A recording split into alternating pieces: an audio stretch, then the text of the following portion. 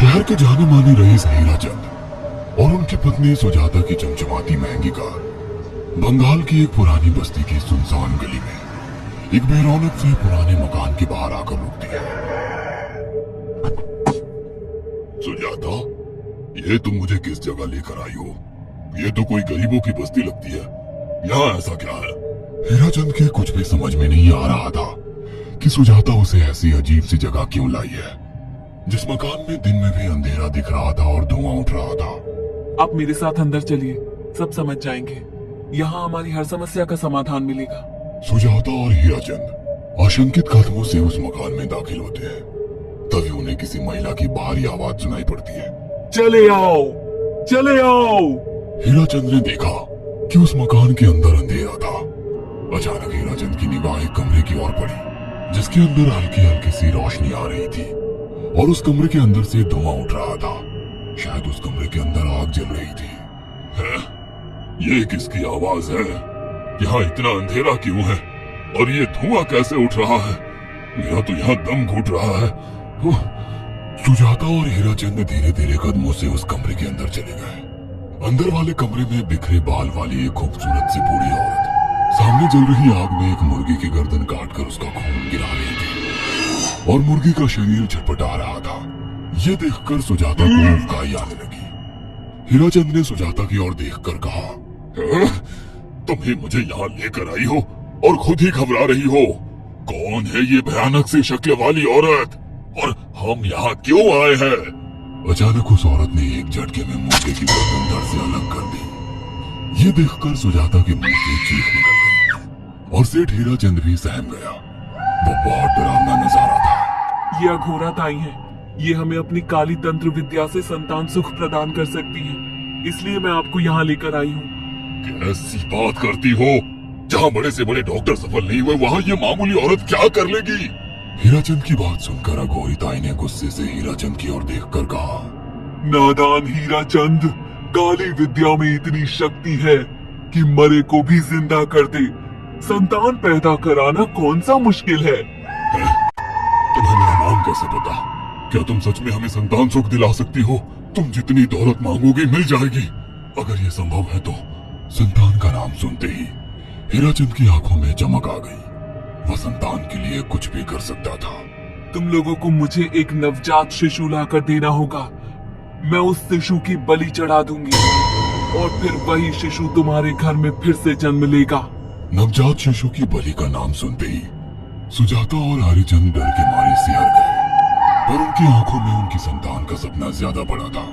वो सब करने को तैयार थे। अघोरा ताई, आप जैसा कहेंगे हम वैसा करेंगे। बस हमें संतान सुख दिला दो। बिना वारिस की हमारी दौलत किस काम की?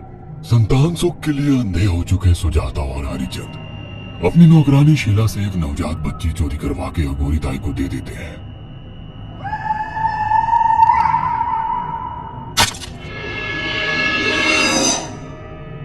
उस शिशु की बलि से सुजाता गर्भवती हो जाती है। देखा आपने अघोरा की तंत्र शक्ति? मुझे उस पर पूरा भरोसा था। चलो चलकर उन्हें धन्यवाद कहते हैं। हीरा चंद और सुजाता अघोरा ताई के पास पहुंचते हैं। वो दोनों बहुत खुश थे और अघोरा पर उन्हें अंधविश्वास हो गया था। अघोरा ताई, आप महान तंत्रिका है। आपने वो चमत्कार कर दिखाया जो बड़े बड़े डॉक्टर नहीं कर सके। ये काली विद्या है बेटा। अगर तुम दोनों चाहो तो मैं इस विद्या से तुम दोनों को हमेशा के लिए जवान बना सकती हूँ। क्या सच में ऐसा संभव है? हाँ बिल्कुल, पर इसके लिए तुम्हें जवान लड़के और लड़कियों की बलि चढ़ानी होगी। तुम उन्हें यहाँ तक लाओ, बाकी मैं देख लूंगी। जवान रहने की लालच में अंधे सुजाता और हरिचंद एक अनाथ आश्रमों से हर रोज एक लड़की या लड़के को गोद लेने के बहाने अघोरी के पास बलि चढ़ाने ले जाने लगे।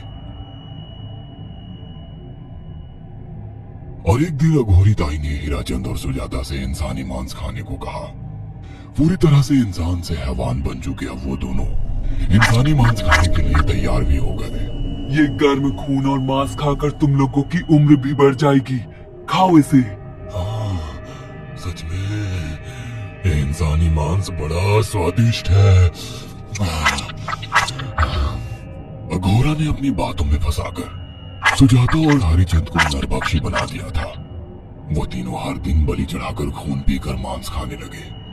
नौकरानी शीला भी नए शिकार लाने में उनकी मदद करती थी, मगर एक दिन शीला को शिकार नहीं मिला। मेम साहब, आज एक भी शिकार हाथ नहीं लगा और मैं बहुत थक गई हूँ और घर जाकर थोड़ा आराम करना चाहती हूँ। कोई बात नहीं शीला, एक छोटा सा काम है, तुम हमारे साथ चलो, लौटते में हम तुम्हें घर छोड़ देंगे। जी मेम साहब। शीला नहीं जानती थी कि शिकार नहीं मिलने से सुजाता और हरिचंद अंदर से बौखला गए थे और उनके दिमाग में एक शैतानी चाल चल रही थी। सुजाता, ये बेहोशी की दवा है, शीला के कार में बैठते ही तुम उसे सुंघा देना। आज हमें इसी की बलि देनी होगी। इसने हमारे यहाँ का बहुत खाना खाया, अब हम लोग इसे खाएंगे। वैसे भी ये आगे चल के हमारे लिए खतरा बन सकती थी।